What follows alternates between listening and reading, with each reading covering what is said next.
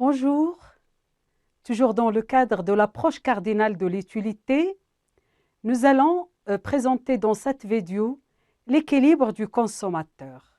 Alors, c'est ça l'important, ce consommateur, comme j'essaye pas de le dire, qui cherche le grand effet avec le moindre effort. Alors, l'utilité cardinale, donc la condition d'équilibre du consommateur, ça nous rappelle les deux lois de Gossen, à savoir, la première, c'est la décroissance de l'utilité marginale, et je vais expliquer de quoi il s'agit. Et la seconde, c'est l'égalisation des utilités marginales pondérées. Bon, pour la décroissance de l'utilité marginale, je réitère la fameuse citation de Gossen. L'intensité d'un plaisir qui se prolonge finit par s'éteindre au point de satiété. Au-delà de ce point, le plaisir se transforme en peine. En tant qu'allemand, il nous donne toujours l'exemple de l'alcool, que je ne vais pas donner, mais prenons le cas de l'eau. J'ai soif, je prends la première gorgée d'eau m'apporte beaucoup de satisfaction. La seconde, c'est vrai, m'apporte satisfaction, mais une satisfaction moindre par rapport à la première. Et ainsi de suite, jusqu'à ce que je sois rassasié de l'eau. Bon, quand j'éteins ma soif, si je continue à boire, ce qui était un plaisir devient une peine. Donc, je vais me gonfler pour rien. Donc, on va revenir sur ça à travers la traduction mathématique. La deuxième loi, je l'ai dit, donc de Gossen, qui est la deuxième condition d'équilibre, c'est l'égalisation des utilités marginales des prix ou bien des biens pondérés par leurs prix respectifs. Bon, quand je parle de la satisfaction, c'est-à-dire la décroissance de l'utilité marginale, ça veut dire que la satisfaction globale, totale, augmente. L'intensité du besoin, bien sûr, devient de plus en plus, de la satisfaction décroît.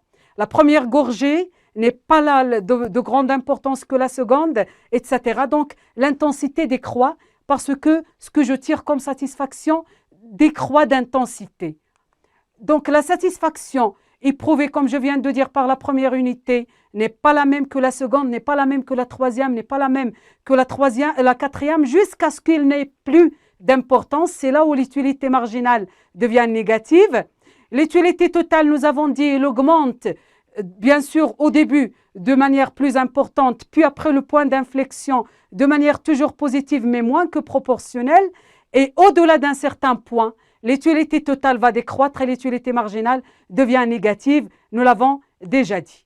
Comment alors, donc, à travers ces deux lois, la deuxième loi qui est l'égalisation des utilités marginales pondérées par les prix et la décroissance de l'utilité marginale, on peut atteindre l'équilibre du consommateur. Donc, mathématiquement, nous devons distinguer deux cas de figure.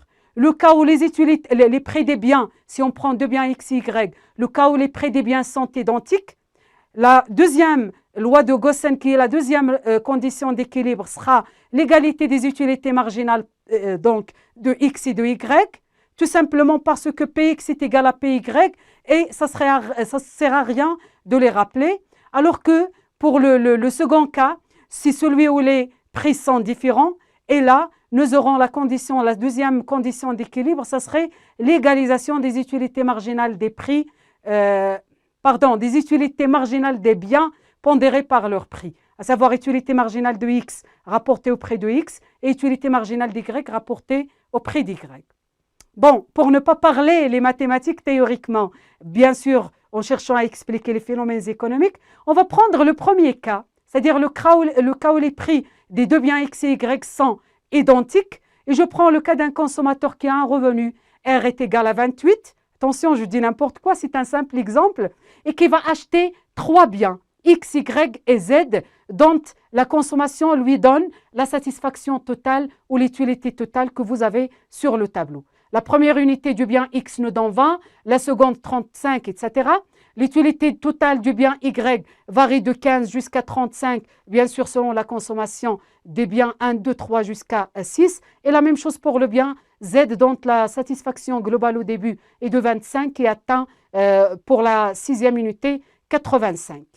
Alors, ce qu'on vous demande ici comme question, rappelez les conditions d'équilibre du consommateur, les fameuses lois de Gossen, et deuxième, déterminer la combinaison optimale des biens X, Y et Z, c'est-à-dire la quantité qui va permettre à notre consommateur d'atteindre son équilibre. Et l'atteinte de l'équilibre, nous l'avons déjà dit, ce serait l'égalisation des utilités marginales. Bon, on vous dit ici que les prix sont identiques et sont tous les trois égaux à 4 unités monétaires. Alors, j'essaie de répondre à la première question. Bon, rappelez les conditions d'équilibre. Nous rappelons tout simplement à la suite de Gossen que le consommateur est en équilibre quand il arrive, bien sûr, quand on a les utilités marginales décroissantes, c'est la première loi, et quand il y a égalisation des utilités marginales des différents biens. Attention, je dis là égalité des utilités marginales des différents biens parce qu'on a supposé que les prix sont identiques. Alors, pour tester ou bien pour répondre à la décroissance de l'utilité marginale, vous le constatez avec moi.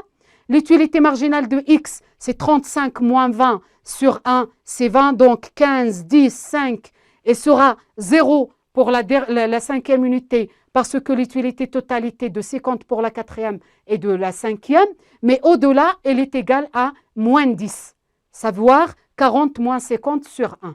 Pour le bien Y, la même chose, donc elle est de 15 au début, 10, 6, jusqu'à ce qu'elle atteigne 0 pour la cinquième unité et moins 1 pour la sixième unité. Troisième bien, à savoir le bien Z, vous avez l'utilité marginale, elle est de 25 au début, 18 pour la seconde unité, c'est-à-dire 43 moins 25, jusqu'à ce qu'elle atteigne 1 pour la sixième unité et ça s'annule pas. Ici, permettez-moi, s'il vous plaît, de dire d'abord que les utilités pour les trois biens, les utilités marginales sont toutes les trois décroissantes. Donc, la première loi de Gossen est respectée, mais nous voyons que pour le bien X et le bien Y, l'utilité marginale devient négative pour la sixième unité, alors que pour le bien Z, il n'en est qu'au niveau de 1. J'ouvre une petite parenthèse pour vous dire là, c'est lié à ce qu'on appelle la rareté des biens. Bon, nous avons dit que les biens sont par définition donc économiques quand ils sont rares et utiles.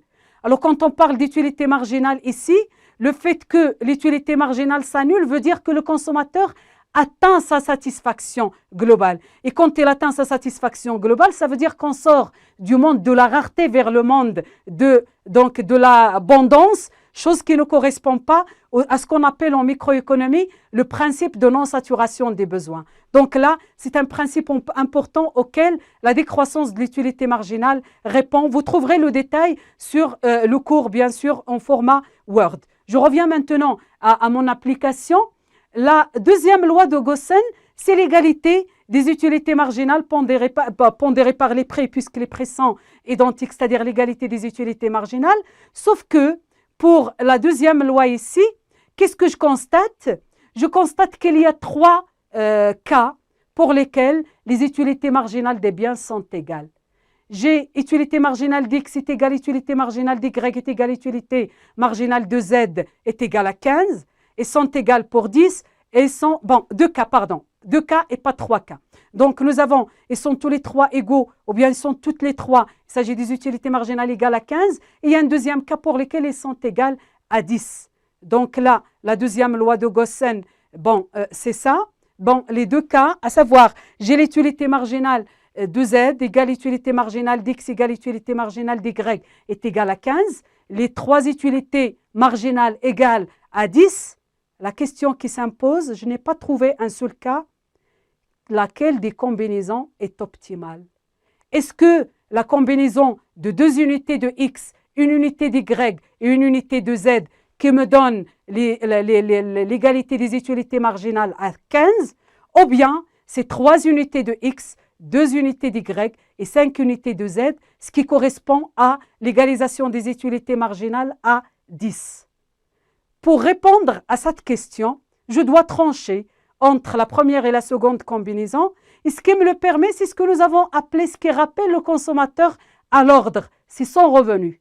Notre consommateur, il a un revenu de 28. Alors la combinaison optimale, ça serait celle qui égalise les utilités marginales des trois biens, mais qui correspond à la dépense intégrale du revenu. À savoir, ça serait la combinaison pour laquelle la quantité de X fois le prix de X plus la quantité d'Y fois le prix d'Y plus la quantité de Z fois le prix de Z me donne 28. Je teste les deux combinaisons et je cherche laquelle des deux est optimale.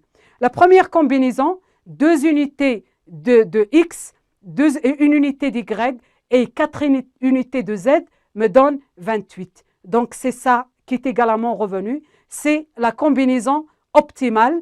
Je rejette alors la deuxième combinaison qui correspond à 3 unités de X, 2 unités d'Y et 5 unités de Z, tout simplement parce que la dépense qui correspond à cette combinaison est égale à 40 et 40 dépasse mon revenu. Je peux aspirer à atteindre 40, mais je n'ai pas un revenu égal à 40. Voilà la maximisation de l'utilité sous la contrainte du revenu. Alors, on déduit que la combinaison optimale pour notre consommateur ici, celle qui correspond à l'égalité des utilités marginales des 3 biens et en même temps à la dépense intégrale du revenu, celle qui lui assure l'équilibre, c'est X est égal à 2, Y est égal à 1 et Z est égal à 4 unités. Cette combinaison vérifie, voilà la condition principale de l'équilibre du consommateur.